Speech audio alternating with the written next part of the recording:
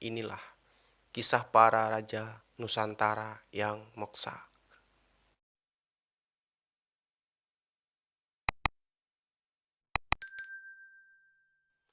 Seperti menghilang tanpa bekas dan tidak pernah jasad dan makam ditemukan. Konon, sebagai masyarakat Indonesia masih meyakini dan percaya bahwa ada sebagian pendekar sakti yang masih hidup sampai saat ini. Berikut, inilah 5 pendekar sakti Nusantara yang diyakini masih hidup sampai saat ini. Yang pertama, Semar. Tokoh terkenal Nusantara ini dikenal sebagai Sabdo Palon, yaitu Kiai Semar ini adalah salah satu penasehat raja-raja terdahulu, yaitu Semar menghilang setelah akibat merasa kecewa berat terhadap keputusan Prabu Brawijaya V yang untuk memutuskan masuk Islam dan menjadi Muslim. Di kala itu, kisah Sabdo Palon atau dikenal dengan Kiai Semar sering diceritakan di dalam kisah-kisah Jawa dan Sunda. Dan salah satu cerita yang paling terkenal dari Sabdo Palon ini ialah ketika Kiai Semar atau Sabdo Palon ini bertemu dengan Syekh Kiai Subakir yang legenda itu. Kedekatan Semar dengan Prabu Brawijaya diceritakan dalam kitab Jayabaya. Kiai Semar ini juga dikenal sebagai pengasuh Kesatria Mahabharata dan Ramayana. Yang kedua, Prabu Siliwangi.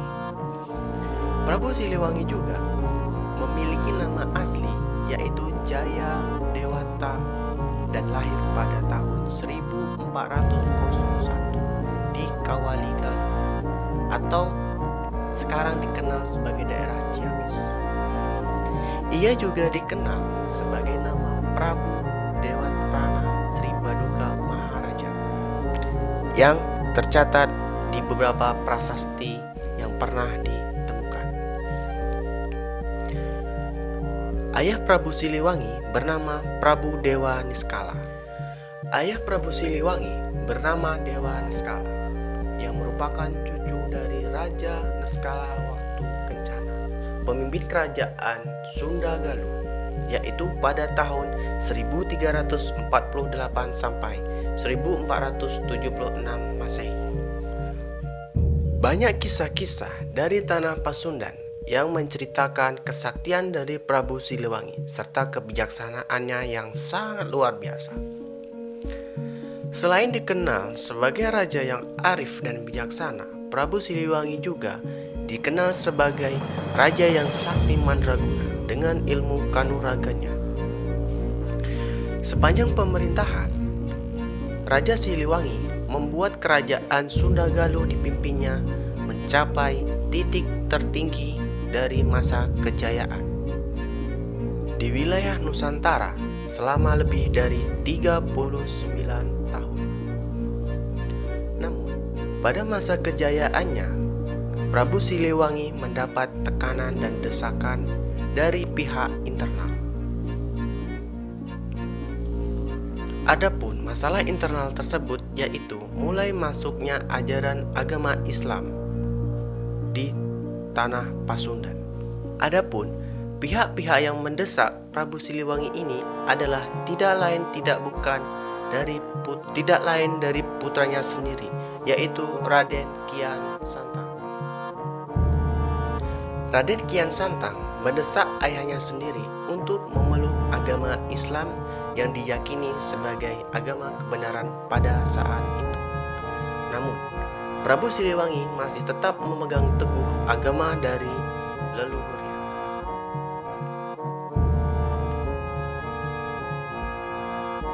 Dari desakan tersebut, Prabu Siliwangi mendapat tekanan yang sangat luar biasa, mengakibatkan pemberontakan di dalam dirinya. Maka dari itu, Prabu Siliwangi memutuskan untuk pergi melakukan tapa brata. Sebelum Prabu Siliwangi melakukan tapa brata, beliau berpesan kepada anak, keluarga, dan para pengikutnya bahwa mereka bebas untuk memilih agama dan kepercayaannya masing-masing tanpa mengikuti agama dari leluhurnya. Adapun dalam versi cerita lain bahwa Prabu Siliwangi telah memeluk agama Islam. Dengan menikahnya Prabu Siliwangi dengan salah satu santri dari Syekh Kuro, yaitu Nyai Subang Larang. Yang ketiga, Prabu Brawijaya V. Adapun kisah dari Prabu Brawijaya V ini tidak jauh berbeda dari kisah Prabu Siliwangi, yaitu terjadinya konflik internal di dalam keluarga kerajaan, serta tumbuhnya kerajaan Islam di tanah air Nusantara saat itu. Dan kerajaan Majapahit telah kalah dengan kerajaan Kediri. Sebelum tanah kerajaan dihancurkan oleh pasukan lawan, Prabu Brawijaya sempat melarikan diri dan sempat berpikir untuk mengakhiri hidupnya dengan melakukan tapa brata. Setelah kekalahan kerajaan Majapahit dengan kerajaan Kediri, sebelum tanah kerajaan dihancurkan dan dikuasai oleh pihak lawan, Prabu Brawijaya V ini melarikan diri dengan melakukan tapa brata tingkat akhir, yaitu mengasingkan diri di Gua Lawu. Dan dikabarkan bahwa dia telah berhasil mencapai moksa karena jasad dan kuburannya tidak pernah ditemukan dan hilang entah kemana. Yang keempat, Prabu Jayabaya. Kisah Prabu Jayabaya ini memiliki gelar Sri Maharaja Samapanji Jayabaya Sriwasana. Ini gelarnya. Ia adalah salah satu pewaris tahta Air Langga. Jayabaya sering terlibat perseteruan antara saudaranya, yaitu Jayasabha. Dan pada akhirnya kedua raja ini saling berperang dengan membawa masing-masing pasukannya, dan terjadilah pertempuran hebat antara kedua raja ini. Tapi dengan kekuatan pasukan dari Jayabaya, maka dapat dengan mudah melakukan dan menaklukkan pasukan dari Jayasabha. Setelah akhir dari peperangan, Jayasabha terbunuh dari perang tersebut. Akhirnya, pemerintahan dari saudaranya tersebut beralih dan direbut oleh Raja Jayabaya, dan semua pasukannya berhasil dikuasai oleh Prabu Jayabaya. Namun, di balik kejayaan Prabu Jayabaya ini, setelah melakukan penaklukan dari pasukan Jayasabha, dia memiliki penyesalan yang sangat dalam dari peristiwa tersebut. Hingga ia merasakan penyesalan ini berlarut-larut, hingga akhirnya ia memutuskan untuk meninggalkan semua kekuasaannya, termasuk kerajaan Kediri yang dipimpinnya. Setelah itu, ia pergi melakukan untuk tapa brata selama bertahun-tahun dari sebuah tempat rahasia di desa Menang. Prabu Jayabaya ini telah mencapai moksa akibat dari tapa bratanya yang dilakukan selama bertahun-tahun. Pada lain kisah, Prabu Jayabaya ini dikenal memiliki kesaktian yang sangat luar biasa, sehingga membuat dirinya sangat sulit untuk meninggal dunia.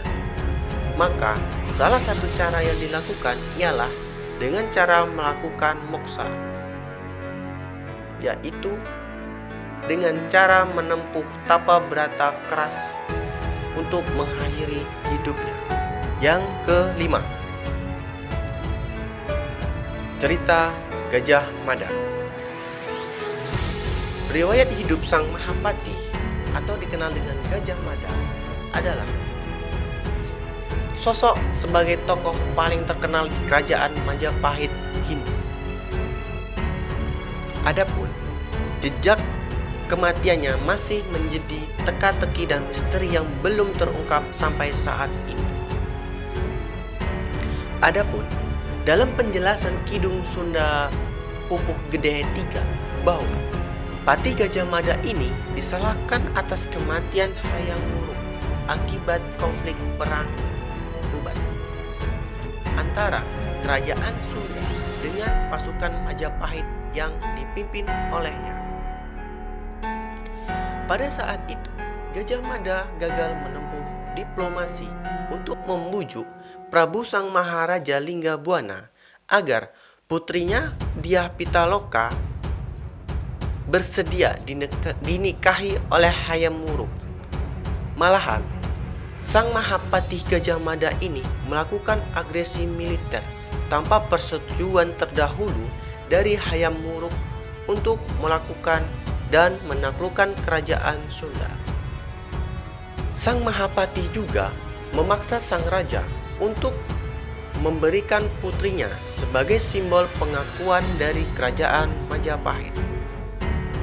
Namun, sang raja menolak dengan keras sang permintaan dari Gajah Mada hingga kedua kerajaan tersebut melakukan peperangan hebat dan kemudian pada akhirnya dimenangkan oleh pasukan dari kerajaan Majapahit. Mengetahui sang ayah dan pasukannya gugur dalam pertempuran tersebut, sang putri Dyah Pitaloka merasa terpukul dan berpikir untuk melakukan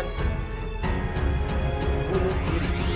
Setelah jasad Hayam Wuruk dikebumikan dan upacara perkabungan selesai, kedua paman dari Hayam Wuruk yaitu Raja Kahuripan dan Raja Daha sepakat untuk menangkap dan menghukum sang Pati Gajah Mada. Adapun rencana pembunuhan ini terdengar di telinga Sang Mahapati. Untuk menghindari perburuan ini, Sang Mahapati melarikan diri dengan melakukan tapa semedi untuk memisahkan jiwa dan raganya dari dunia ini. Dan pada akhirnya ia mencapai moksa. Setelah sampainya pasukan lawan sampai di kerajaan Majapahit, tidak ditemukan jejak dari Sang Mahapati. Itulah beberapa kisah tokoh sakti Nusantara yang moksa atau hilang entah kemana. Keberadaan mereka hanya Tuhan yang mengetahui. Terima kasih untuk teman-teman semuanya yang telah sampai detik ini menyimak informasi yang saya berikan. Adapun jika ada kekurangan informasi yang saya berikan, dapat lihat di kolom deskripsi. Ini merujuk dari berbagai sumber dan jurnal yang akan saya berikan. Ada informasi yang ingin disampaikan atau yang ingin diberikan kepada penulis, maka teman-teman dapat menuliskan informasi tersebut di kolom komentar. Dan saya akhiri. Terima kasih.